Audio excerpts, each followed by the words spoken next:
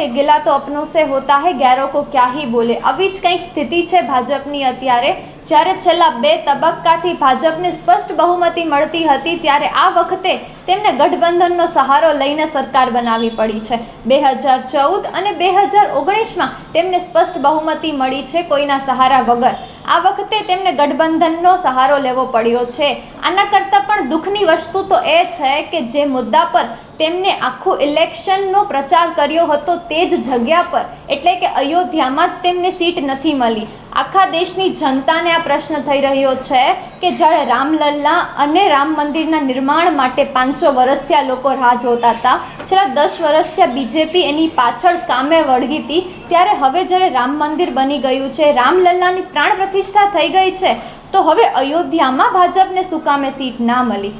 આ પ્રશ્નનો જવાબ માટે ભાજપની સાથે સમગ્ર દેશના લોકો પણ આતુરતાથી રાહ જોવે છે કે આની પાછળનું કારણ શું છે। હવે ભાજપ આની પાછળનું કારણ શોધવાનું શરૂ કર્યું છે।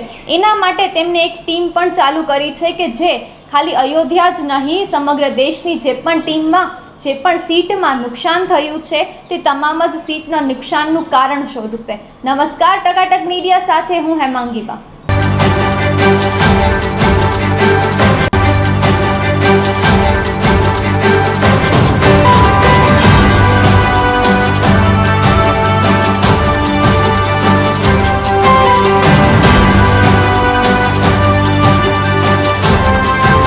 બુધવારે પ્રદેશ કાર્યાલયમાં ભૂપેન્દ્ર ચૌધરી અને ધરમપાલ વચ્ચે પણ આ મુદ્દા ઉપર ચર્ચા થઈ હતી અને કારણ જાણવાનો નિર્ણય પણ લેવાયો હતો।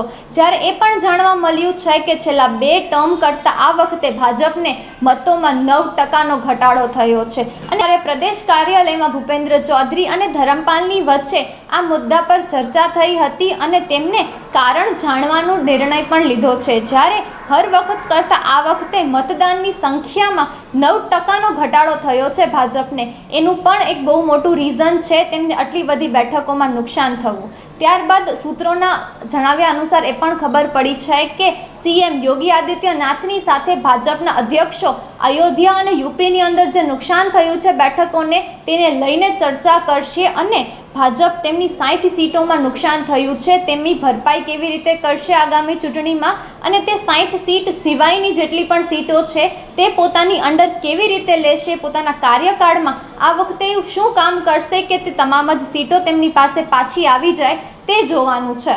આવી જ ટકાટક ન્યૂઝ માટે જોડાઈ રહો ટકાટક મીડિયા સાથે। નમસ્કાર।